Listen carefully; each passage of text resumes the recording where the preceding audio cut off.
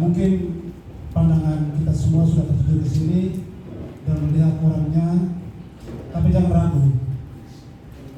Ya, tetap ganteng ya.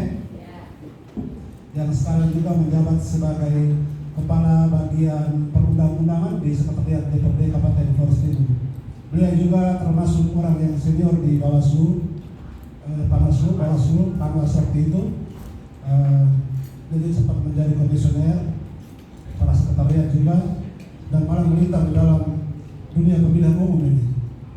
Jadi kami dari Bawaslu Kabupaten Flores Timur meminta beliau untuk bisa memberikan materi dalam kegiatan sosialisasi pengawasan tahapan pemilu ini.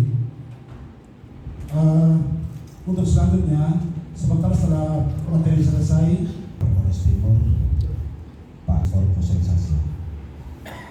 Para peserta forum sosialisasi dari berbagai elemen, berbagai unsurnya, saya tentu saja hormati. Saya diminta untuk menjadi narasumber. Istilah narasumber ini rasa-rasanya memiliki muatan yang sangat berat, karena menjadi sumber untuk memberikan sejumlah pandangan, sejumlah pikiran, bahkan sejumlah jawaban atas pertanyaan-pertanyaan yang bisa saja berkembang dalam forum. Karena itu sebutan ini saya amini saja, tetapi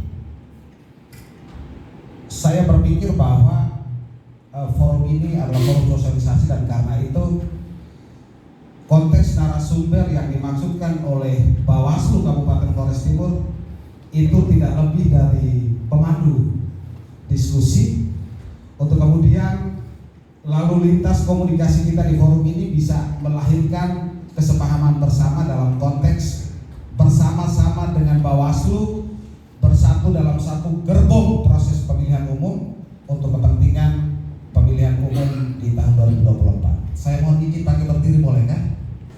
Ya, Bapak Ibu yang saya hormati, saya kalau tahu forumnya seperti ini tentu saya menolak, Pak Kadang. Tentu saya menolak. Saya disampaikan menjadi narasumber dalam kegiatan pengawas pemilu kecamatan. Karena itu saya berpikir kalau Panwascam saya boleh tipu-tipu. Yang menurut kacamata saya berdiri di sini karena jebakan. Karena jebakan. Kalau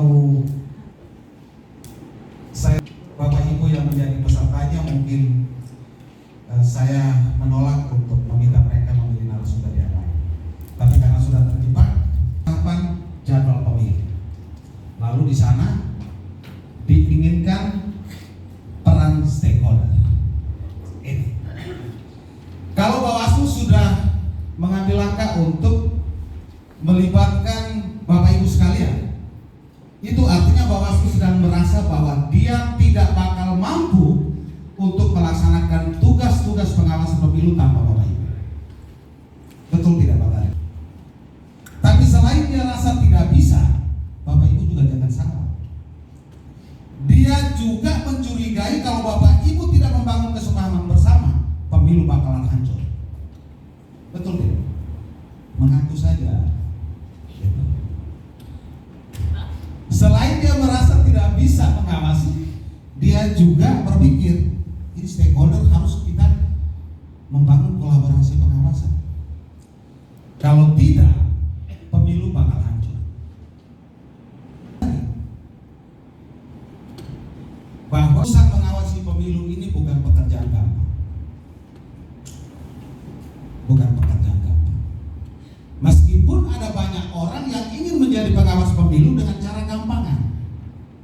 Hadirnya lembaga yang namanya Bawaslu ini sebenarnya karena negara sedang tidak yakin bahwa pemilu ini berjalan secara baik dan benar. Sama dengan Pak Kadang dan teman-teman, mereka orang Katolik bisa dijaga polisi, itu karena mereka sedang yakin bahwa kalau tidak dijaga bisa kacau ini, bisa ada gangguan-gangguan ini. Saat polisi kemudian berada di jalur lalu lintas karena dia yakin kalau tanpa polantas lalu lintas kita ini pasti kacau. Bawaslu menamakan Bapak Ibu sebagai stakeholder. Karena di mata Bawaslu Kabupaten Floating, Bapak Ibu memiliki kepentingan. Bapak Ibu memiliki power.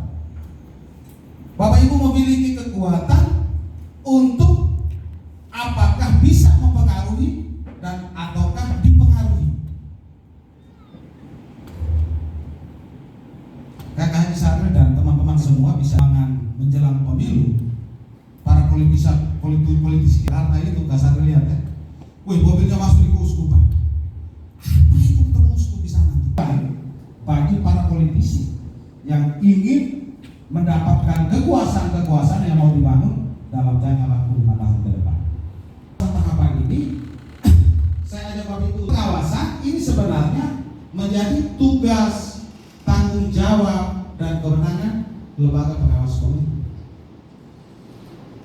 Di Undang-Undang 7 tahun 2017 tentang pemilu, dia sudah menegaskan di situ siapa ya dalam hal ini Bawaslu yang secara kelembagaan mulai dari pusat, Bawaslu RI, Bawaslu Provinsi, Bawaslu Kabupaten, Kota, dan kemudian sekarang sudah dibentuk Panwas Kecamatan. Nanti besok lusa Panwas Kecamatan akan membentuk pengawas pemilu desa ya.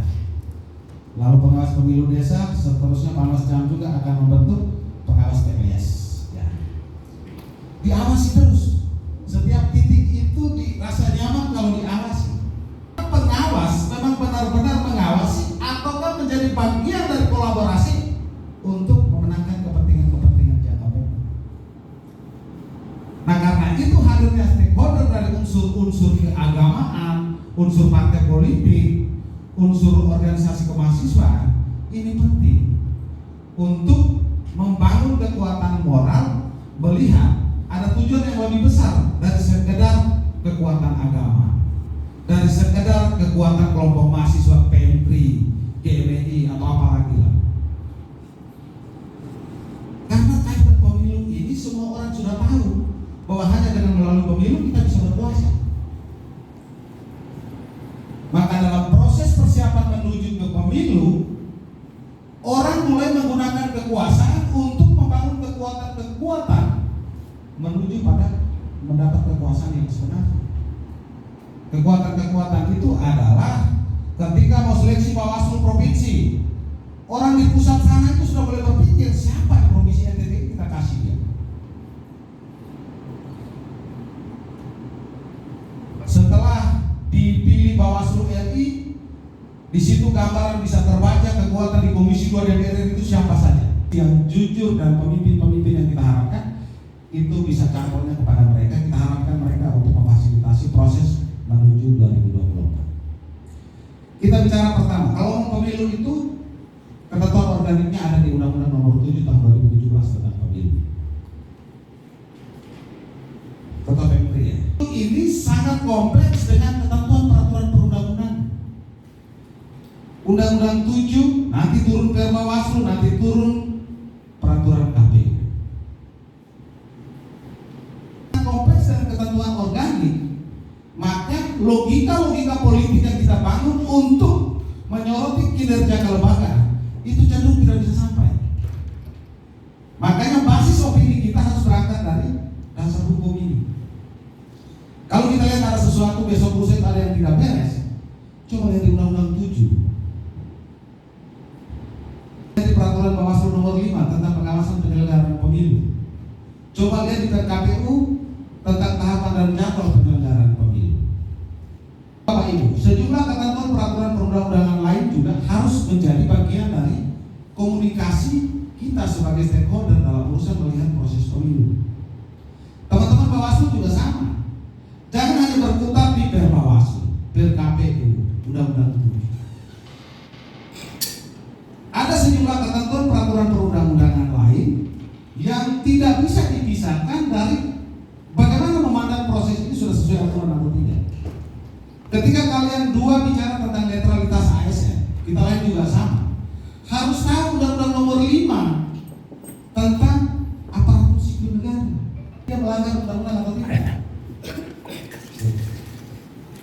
Demikian pun kemarin saudara mengawasi proses verifikasi administrasi dan faktual parpol.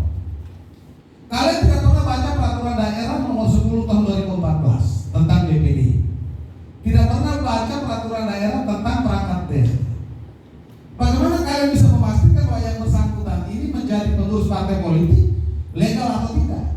Karena kalian tidak pernah baca itu. Ini contoh.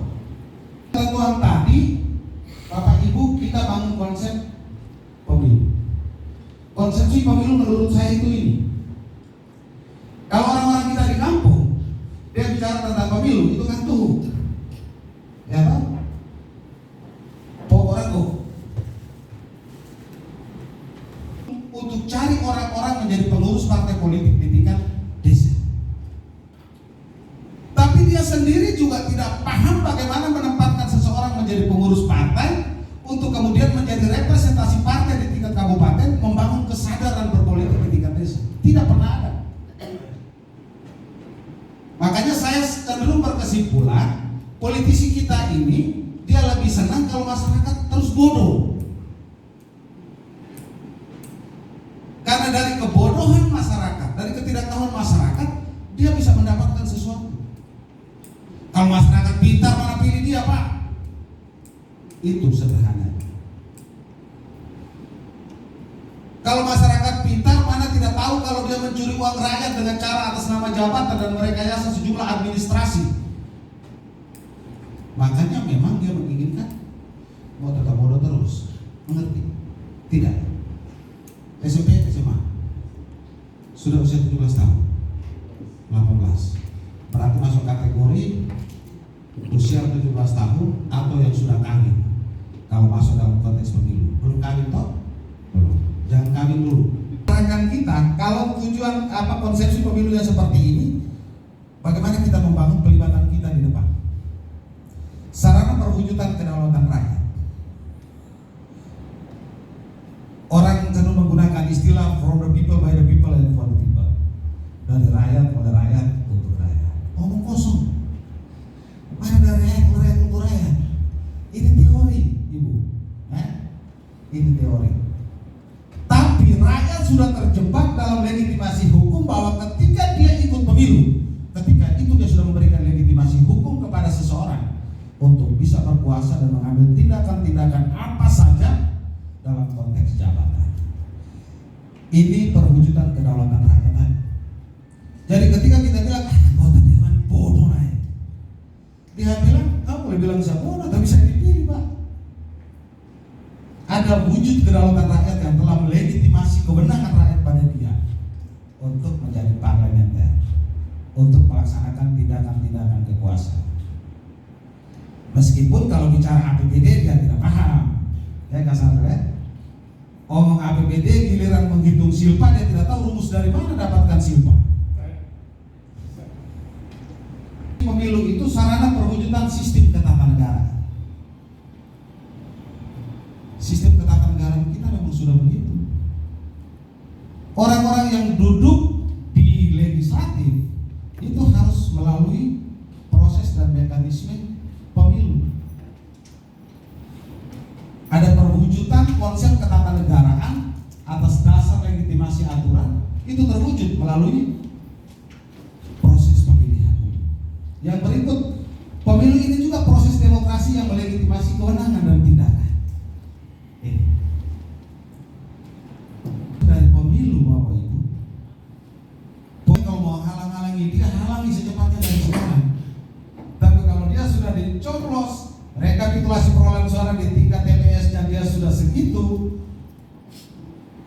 sertifikat hasilnya sudah begitu, sampai pada pleno di tingkat kabupaten, KPU kabupaten itu sudah menetapkan itu, kita tidak bisa apa-apa.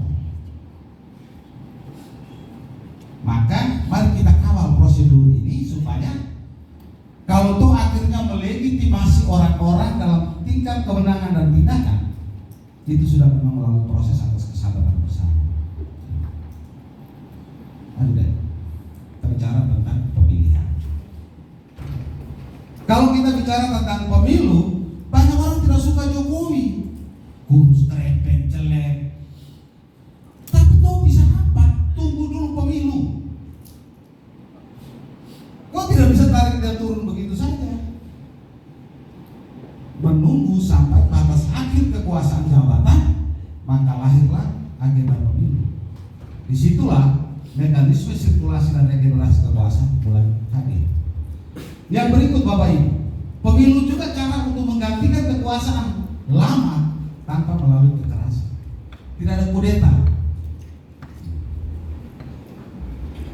Jadi hanya menunggu pemilu lah yang menjadi ruang untuk bisa dilakukan adanya pergantian kekuasaan.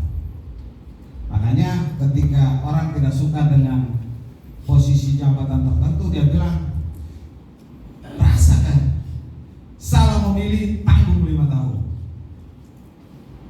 Itu hari suruh pilih ini kamu tidak mau.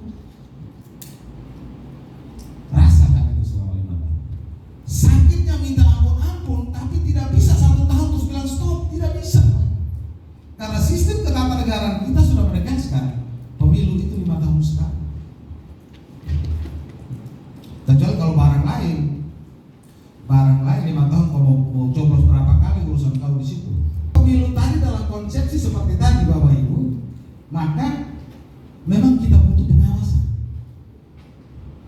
Kita butuh pengawasan. Lalu kita mulai berpikir, pengawasan itu apa sih?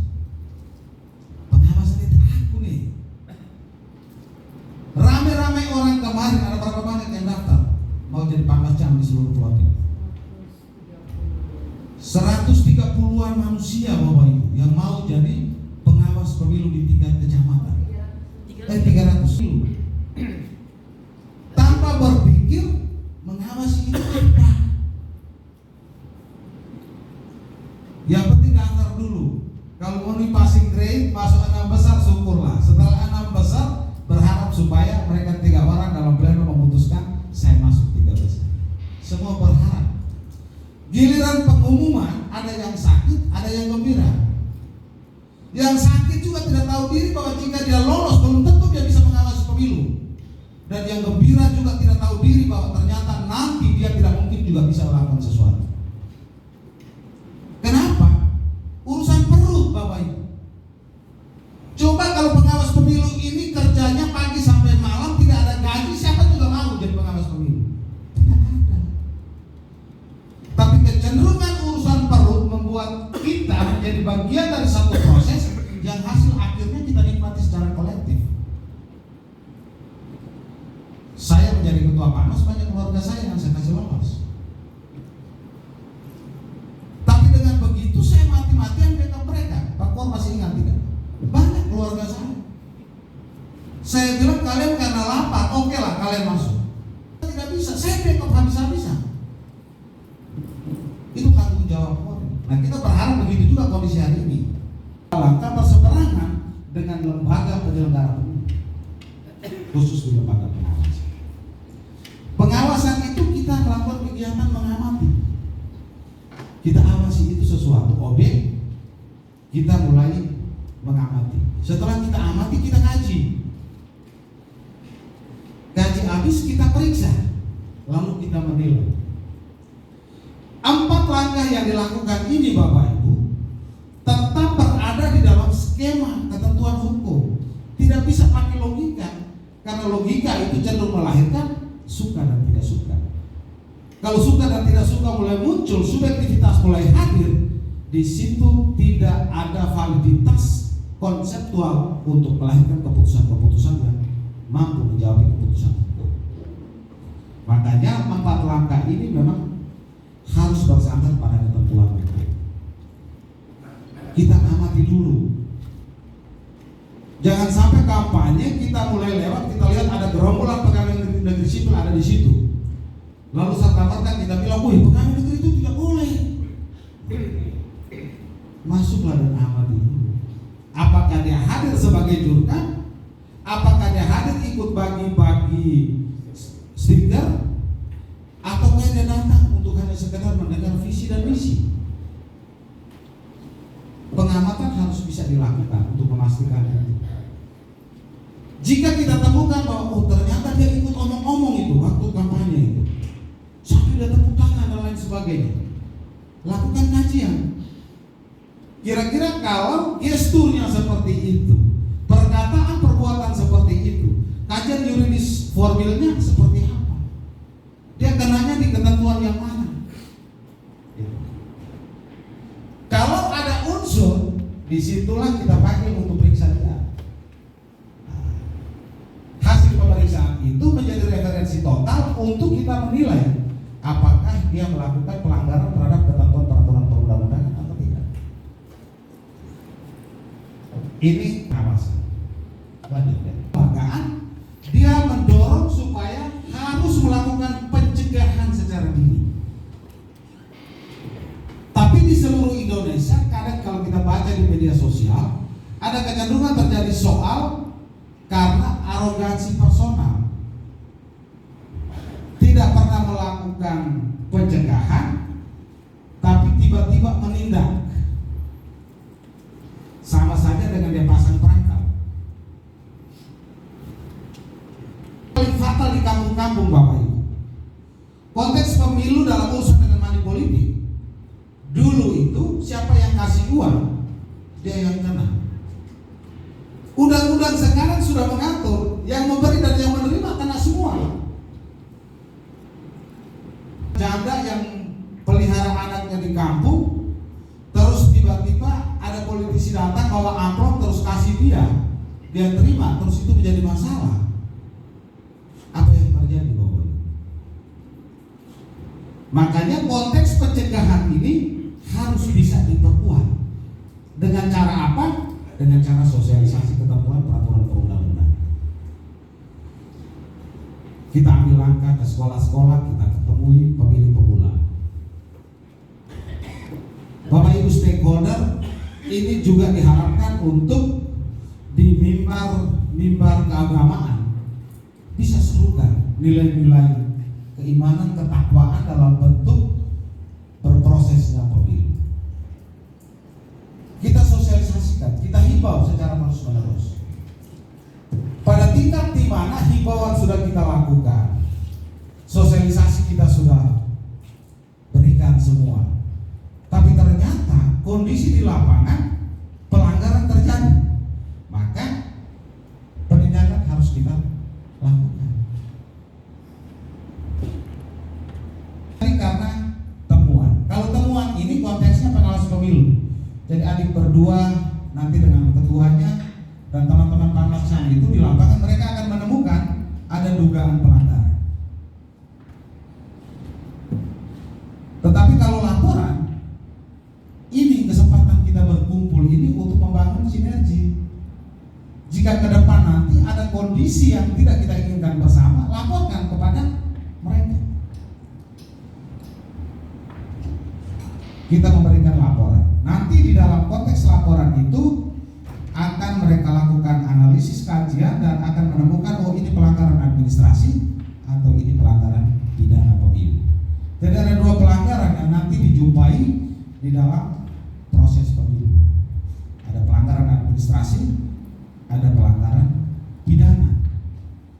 Masyarakat awam kita ketika dia menemukan contoh ada yang melakukan tindak pidana pemilu lalu dipenjara, terus besoknya ada ASN yang kemudian diduga melakukan pelanggaran tapi ranahnya di administrasi, orang tidak percaya lagi. Wah ini gara-gara pegawai jadi dia di penjara. Kemarin itu anak itu di penjara itu. Untuk memastikan hal ini tidak boleh terjadi, sosialisasi harus terus dilakukan. Sosialisasi itu ada banyak cara. Surati tokoh-tokoh agama, para pastor, para imam masjid, minta mereka untuk setiap kali khotbah titip pesan untuk para jemaah, titip pesan untuk para umat, atau pasang pamflet di mana-mana.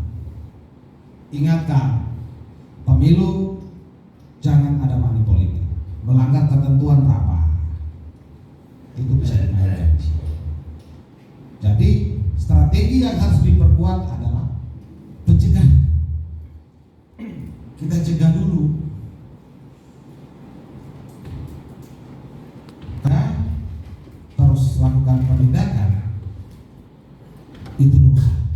Kewajiban untuk mencegah, lalu gunakan kewenangan untuk menindak. Lanjut. Kita bicara tahapan Bapak Ibu. Kita mulai masuk ke frame-nya. Tahapan pemilu itu dia ketika agendanya dibuka, orang bicara pertama itu tentang tahapan dan jadwal. Banyak orang tidak paham. Dia bilang, tahapannya itu, jadwalnya itu jalan saja. Tetapi dalam konteks mengawasi pemilu, tahapan dan jadwal itu ditetapkan dengan peraturan perundang-undangan, dalam hal ini melalui peraturan KPU ya.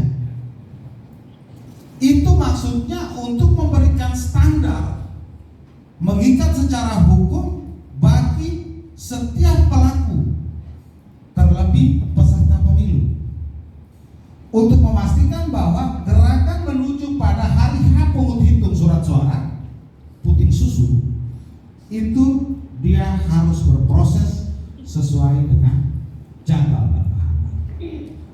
Pengalaman kita pemilu kali lalu yang menghadirkan 30 anggota dewan kita, itu kan ada gugatan PAN ya, Demokrat ya. Itu dalam kaitan dengan terlambatnya menyampaikan LADK. Banyak orang berpikir terlambat, tapi kan belum tutup toh, dia terima saja, kenapa? Salah. Di dalam proses pemilu kita juga kenal adanya tindak pidana pemilu karena perlakuan atau tindakan di luar jadwal. Contoh kampanye. Kampanyenya mulai dari tanggal sekian sampai tanggal sekian. Di luar itu pidana, Pak. Kampanye di luar jadwal. Karena itu konteks tahapan dan jadwal ini menjadi bagian penting yang harus dilihat bersama-sama supaya baik KPU, baik Bawaslu maupun partai politik dia harus bergerak pada frame tahapan yang ada. KPU tidak bisa seenaknya, hari ini kita urus ini dulu, besok kita urus yang ini, tidak bisa. Atau ketika satu tahapannya sudah selesai jadwalnya, tapi dia bilang kita perpanjang dulu, tidak bisa, Pak. Dia hanya bisa diperpanjang hanya dengan melakukan revisi terhadap peraturan KPU tentang tahapan dan jadwal. Selebihnya itu tidak boleh. Karena itu adik berdua mesti juga paham kecenderungan KPU itu dia biasa mengangkangi peraturannya sendiri dengan edaran-edaran. Kasarnya pasti ikuti benar, pengalaman hidup di peraturan KPU-nya ngomong begini, tapi perlakuan teman-teman KPU mulai beda. Ditanya, dia bilang ini kami dapat edaran. Sebagai stakeholder kita mesti satu kata dengan Bawaslu untuk menggugat perilaku KPU ketika bergerak di luar frame aturan. Jadi ini pakai aturan atau pakai edaran? Tidak bisa. Edaran itu memiliki legitimasi hukum apabila dalam ketentuan peraturan perundang-undangan memerintahkan. Contoh di Undang-Undang 7 dia perintahkan ketentuan lebih lanjut diatur dengan peraturan KPU, maka lahirlah peraturan KPU. Di dalam peraturan KPU dia mungkin mengatur di situ dalam situasi tertentu ketentuan sebagaimana dimaksud pada pasal sekian dapat berubah dengan adanya edaran KPU umpama. Maka perhatian kita semua ke sana. Oh ya, dia bisa melakukan perubahan, dia ngambil langkah ini karena legal standingnya ada pada pasal berapa. Mana wakil? Sudah bilang begitu, harus begitu. Tidak bisa ada tawar-menawar, Bapak. Tidak bisa. Nah, kalau sudah tawar-menawar, itu sudah tidak benar kerjanya. Jadi tahapan dan jadwal itu sebenarnya dia memiliki daya ikat hukum apabila proses yang dilalui menuju pada hari H pungut itu tidak sesuai dengan mekanisme yang mana sudah ditetapkan dalam jadwal dan tahapannya. Lanjut. Ini saya konsep pikiran untuk kita sama-sama sepakat bahwa untuk pemilu kita di Flores Timur kita harus mampu melahirkan parameternya seperti ini. Yang pertama, dia harus memenuhi parameter universalitas. Hasil proses pemilu itu harus bisa dilihat secara wajar yang patut diterima oleh semua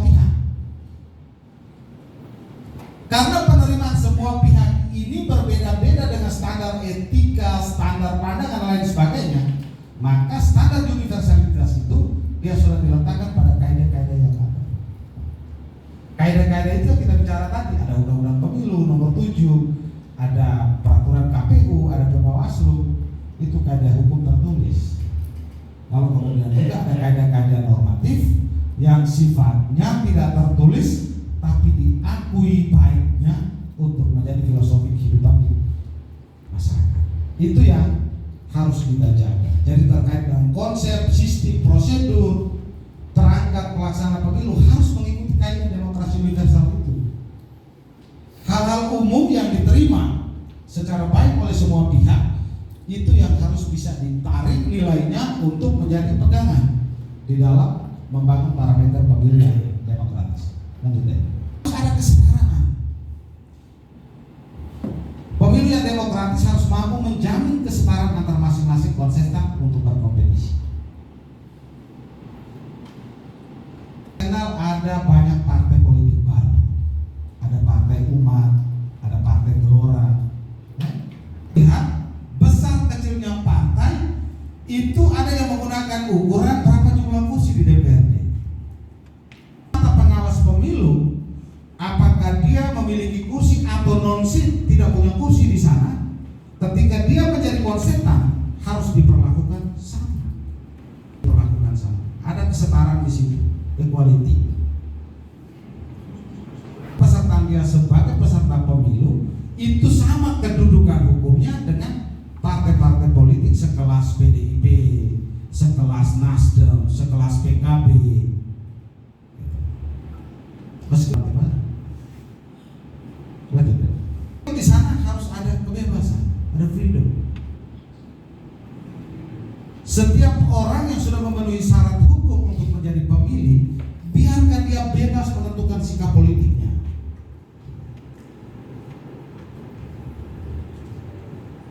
Maka peran stakeholder juga satu nilai yang harus masuk di situ dalam hubungan dengan menekan isu sara. Isu sara ini penyakit menular dari 5 tahun ke 5 tahun berikutnya. Begitu caleg-caleg daftar nama caleg tetapnya terpampang, wih dia ini Nabi Watan nih, Nabi Sadi nih. Wih kita ini umpamanya majelis taklim ya. Kita pilih calegnya harus Islam. Pilih orang Katolik bodoh. Ini isu sara yang mengancam kualitas pemilu kita.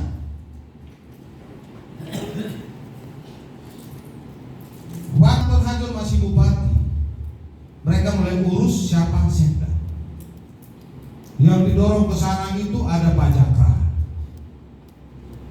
ada Pak yang sekarang di tahanan di rutan polisi, saya lupa namanya, sudah lama tidak ketemu. Saya yang botak ini, saya pikir Pak Jakra harus menjadi sekda. Dari aspek kualitas personal, semua orang tahu. Tapi tiba-tiba bukan dia jadi sekda. Jadi saya tanya, apakah karena dia bukan orang Katolik?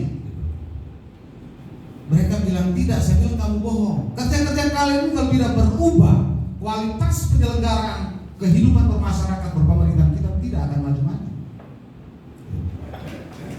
Kalau ukuran kita ASN di Flores Timur, ada teman-teman ASN lagi di sini, Gateus.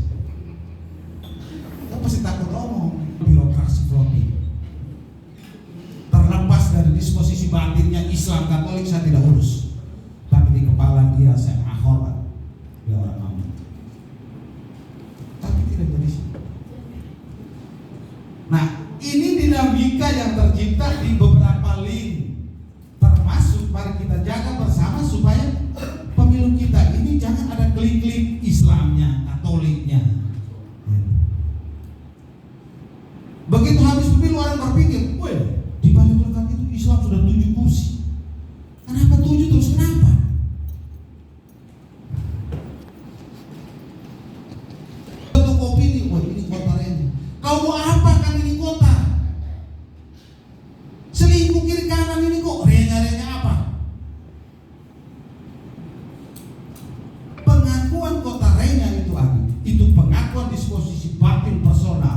untuk bertakwa pada Allah Subhanahu wa taala. Itu baru benar. Saya hidup lalu meraup keuntungan hanya dengan label nama kota. Bundanya marah, Pak. Dia marah besar. Makanya sesama stakeholder mari kita bangun sinergitas. Partai politik ini dia ibarat perahu motor dari Pantai Palang ke Tanah Merah. Kita naik saja ke sana. Tujuan kita itu ke Tanah Merah. Lihat kualitas nahkodanya. Jangan karena partai ini Islam ini kita berjilbab ini kita pilih partai yang tidak jelas ini tidak bagus. Kita mesti mau kekuatan di sana.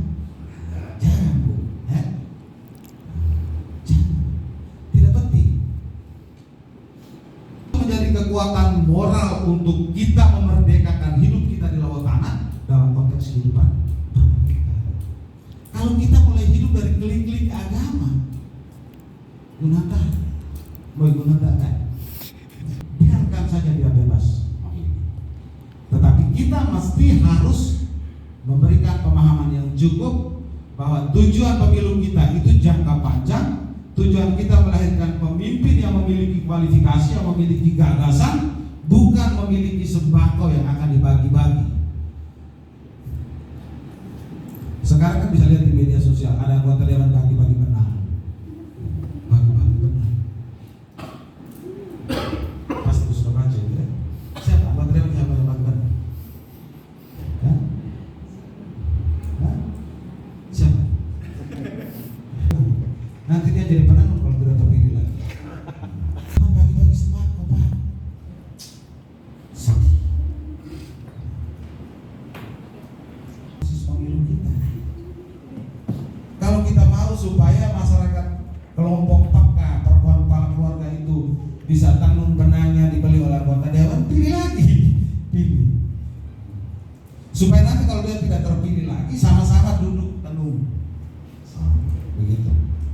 Kita juga harus menjamin kerahasiaan, Pak. Rahasia ini menjadi hal yang paling urgen di dalam urusan menentukan sikap dan pilihan. Paling penting. Karena itu menjadi tantangan bagi Bawaslu. Substansi kerahasiaan ini menjadi ancaman bagi Bawaslu pada hari H pungut hitung. Ada nenek-nenek yang dipandu oleh petugas KPPS. Ada saksi, tergantung pilihan dia. Konteks kerahasiaannya masih dijamin tidak? Belum kita ini lumba langsung umum bebas rahasia. Tapi ada nenek-nenek kita yang dipaksakan untuk memilih. Begitu masuk, nenek mau suka nomor tuh. Dia hanya ngomong bilang nomor 1. Petugas tadi coblos di nomor 3 kan nenek juga tidak tahu. Ini ada potensi yang perlu dikaji dari aspek kelembagaan untuk memastikan kebijakan regulasi ini jangan sampai membuka ruang pengkhianatan terhadap unsur kerahasiaan hak pemilu. Ini catatan penting. Karena nanti di PKPU akan mengatur pemilih bisa didampingi, mereka yang disabilitas, ya kan? Pemilih-pemilih disabel ini kan juga bisa dipandu. Mau isu ke pulau, mau pindah di belah, kan begitu tuh. Tapi ada klik-klik kepentingan yang mau dibangun di situ. KPU mulai berusaha untuk hasil akhir itu parameter menunjukkan bahwa tingkat partisipasi masyarakat tinggi. Itu dia bilang dia berhasil. Kau berhasil apa? Nanti Bawaslu juga sama. Pemilih kali ini meningkat. Tingkat partisipasinya luar biasa. Tujuan pemilu kita itu melahirkan pemimpin yang memiliki kompetisi yang kuat, ataukah tujuan kita untuk menghadirkan orang-orang lebih banyak melakukan pemilihan?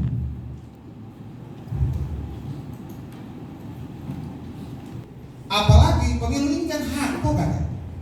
Hak. Dia mau pilih atau tidak pilih, haknya dia. tidak memilih juga adalah bagian dari hak. Tapi kenapa kita gontok-gontokan untuk terus mendorong dia untuk memilih?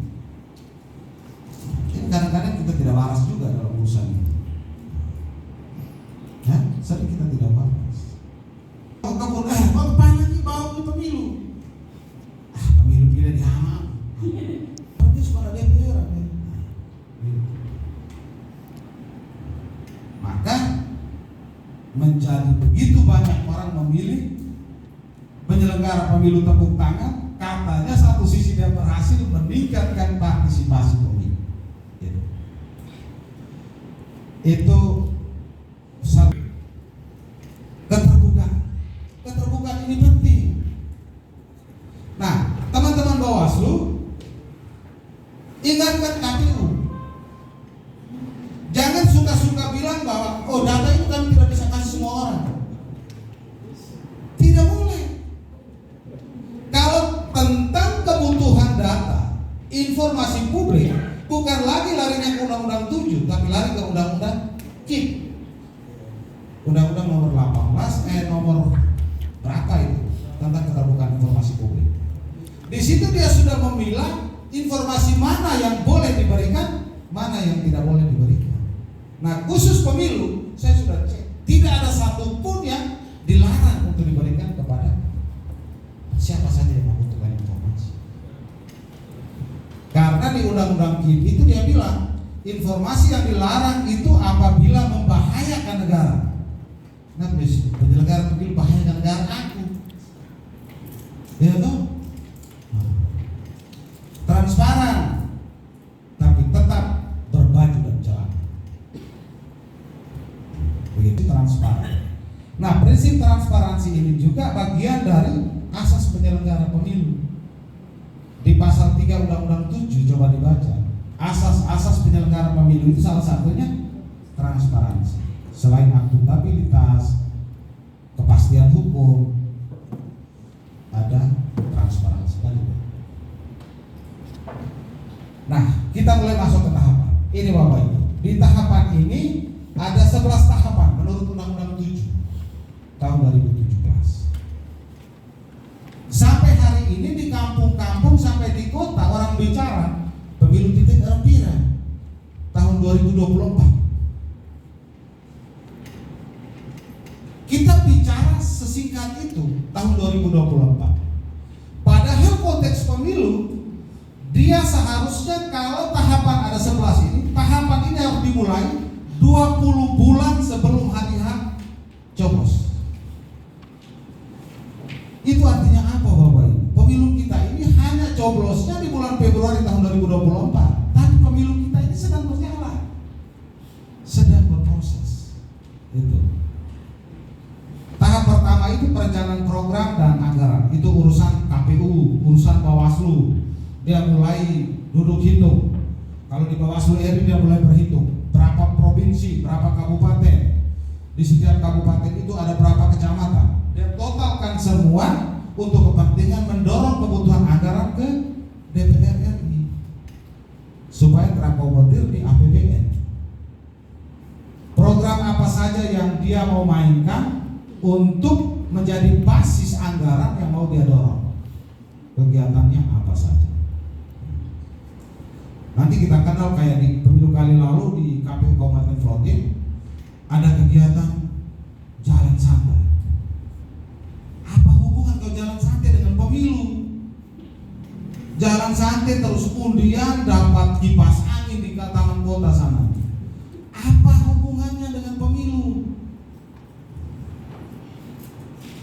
Nah, ini kalau nanti pilkada kita bisa mendorong pandangan ini ke DPRD supaya pembahasan anggaran menjadi kebutuhan pilkada, jangan sampai yang aneh-aneh kayak begitu. Tahap kedua itu pemutakhiran data pemilih dan penyusunan daftar pemilih. Tahap ini penting Bapak Ibu. Ada orang yang nanti besok mau coblos dia baru ngamuk hari ini mencak-mencak, saya tidak dapat C6 ini. Padahal starting pointnya berangkat dari tahapan pendataan data pemilih. Nah, data pemilih ini kita berharap panglimanya teman-teman kita di Bawaslu. KPU mulai melakukan pendataan pemilih berkelanjutan. Kerja mereka sudah jauh ya. Kita berharap Bawaslu harus punya data diambil dari Dispenduk Capil. Data agregat kependudukan kita berapa? Data pemilih potensial pemilu berapa? Itu kalian pegang. Untuk apa? Untuk menjadi data sandingan ketika melakukan fungsi pengawasan hasil kerja KPU terkait dengan validasi data pemilih. Kalau teman-teman tidak punya, itu sama dengan pemerintah mendikte 30 anggota dewan dari waktu ke waktu. Rancangan ke bawah setuju. Kau setuju apa, Pak Sari? Karena dia tidak memiliki basis data sandingan. Karena itu di Bawaslu harus segera bangun koordinasi dengan Dispenduk Capil. Minta data perkembangan terakhir, data agregat kependudukan kita berapa, terus data pemilih DP4 itu berapa kita. Nah, khusus untuk data pemilih, data agregat, ini data yang menentukan apakah DPRD Kabupaten Vlotting itu 30 kursi atau 25 kursi atau 35 kursi. Pernahkah Arif bertiga mendiskusikan itu? Karena tahapan pemilu kali ini salah satunya juga adalah tahapan untuk penetapan dapil dan jumlah kursi. Maka inovasi kalian harus sudah mulai dibangun untuk memastikan apakah kita masih tetap 30 kursi ataukah masih naik. Harus naik. Saya curiga Pak Teus, mereka tidak berani untuk utak-atik Pak Sari. Kenapa tidak berani? Karena 30 kursi pasca pulangnya Lembata ke tanah airnya kita tetap 30. Itu rekayasa besar-besar misalnya. Itu kalian tahu. Bagaimana bisa orang Lembata begitu banyak pulang ke Lembata? Masa jumlah penduduk kita yang tinggal di Vlotting ini masih bisa memenuhi target 30 kursi? Tidak. Kita mestinya waktu itu turun ke 25 kursi, Pak. Tapi rekayasa data agregat kependudukan ini besar-besaran dilakukan. Komunikasi politik dan Kementerian Kependudukan itu memang intens dibuat. Akhirnya Lembata sudah pulang, tapi kita tetap di posisi 30 kursi. Lucu, tapi tidak ada orang yang ketawa. Kenapa? Karena dia tidak tahu sumber lucunya. Nah, hari ini coba dicek, dipastikan, di verifikasi data pemilu kali lalu harus dipegang. Data pemilu kali lalu harus dipegang. Khusus di Vlotting coba dicek baik-baik itu ada Karel sama ada Dali. Di Solo dari timur sampai selatan itu kalau tidak salah pemilih siluman itu bisa mendekati 8 ribuan. Makanya saya bilang kalau kondisi ini benar terjadi, saya masih pikir-pikir Pak Ahmad Johan tidak mungkin dapat. Iya. Ini Arifin tidak ada. Arifin kan turun awasi langsung toh sebagai ketua. Coba lakukan hal itu ulang kali ini. Kita mau lihat. Rekayasa data pemilih memainkan peran itu yang kemudian membuat kondisi kita menjadi runyam. Jadi coba nanti difokus lah. Saya pastikan kurang lebih 8.000 pemilih siluman. Mungkin tidak? Mungkin tak? Kita boleh nikah masal, tapi ada yang membuahkan, ada yang tidak, tak? Nah, begitu. Makanya itu banyak C6 yang tidak dibagi. Betul tidak? Betul. Kerja-kerja ala Golkar masa Orde Baru itu terjadi di Solo waktu pemilu kali lalu. Nah, coba lakukan ulang kali ini supaya kita lihat toh. Karena kali ini saya juga jadi peserta pemilu. Betul kan? Saya tidak percaya. Dan kerja saya untuk memastikan bahwa apakah hak politik saya itu diadvokasi secara baik dan benar oleh adik-adik kita di Bawaslu atau tidak.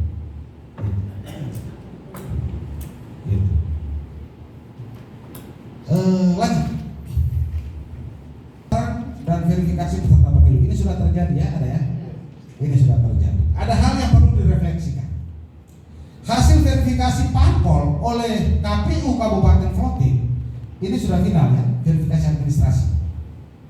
Verifikasi faktualnya belum? Sudah tahu.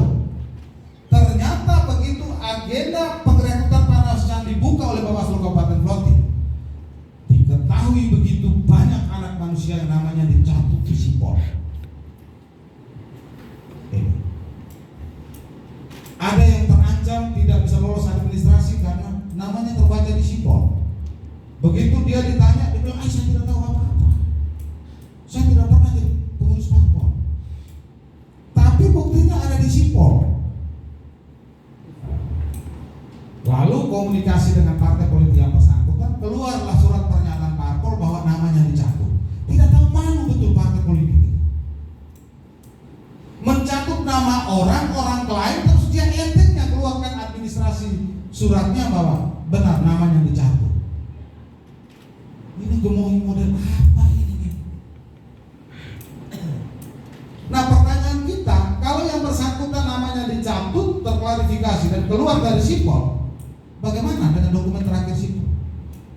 Apakah terklarifikasi parpol yang bersangkutan masih menuliskan administrasi atau tidak?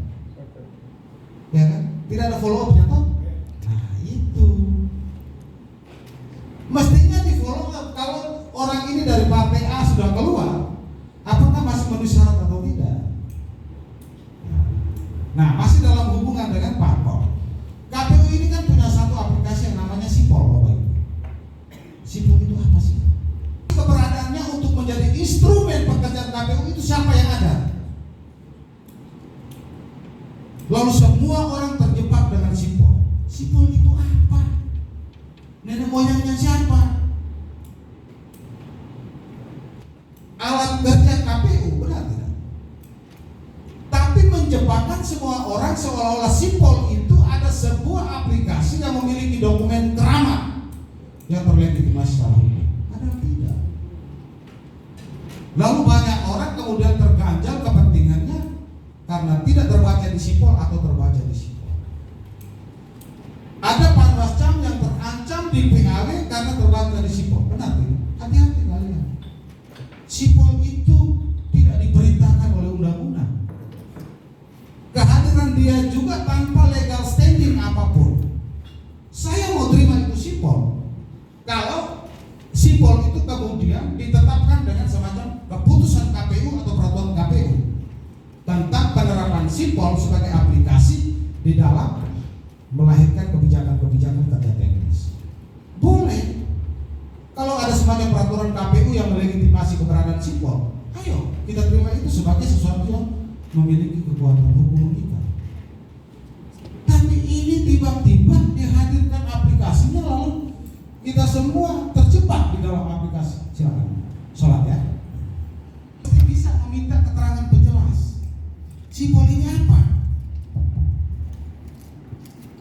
Dan verifikasi peserta pemilu itu untuk parpol. Kalau nanti pilpres, pesertanya adalah pasangan calon. Jadi nanti kalau pilpres itu ongkor.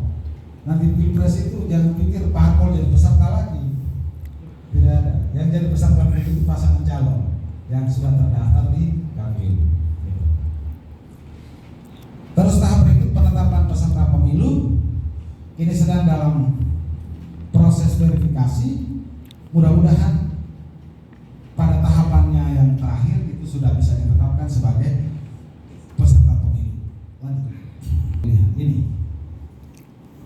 Nanti di pemilu kita kali ini, apakah dapil yang sudah sekarang kita ketahui itu masih tetap ataukah berubah? Ini tergantung dari kerja-kerja KPU, juga pelibatan pengawas, memastikan ada beberapa unsur yang harus terpenuhi kalau hendak melakukan perombakan dapil. Kita dulu itu kan tidak tahu kan, baru pemilu kali kemarin itu yang dapilnya. Nah, kita lihat perkembangan nanti apakah pemilu kali ini masih dengan dapil yang ada, ataukah ada penggabungan atau pemisahan untuk lahirnya dapil-dapil baru. Lanjut. Tahap berikut itu pencalonan. Nah, Ini peran stakeholder juga penting. Di tingkat pencalonan itu kita bisa memastikan kualitas partai politik sebagai pemohon di daerah mampu menghadirkan kader-kader yang bisa dijual ke publik atau tidak. Ini nanti besok lusa mau pencalonan, pengurus partai mulai turun keluar masuk kampung, ketemu ibu-ibu,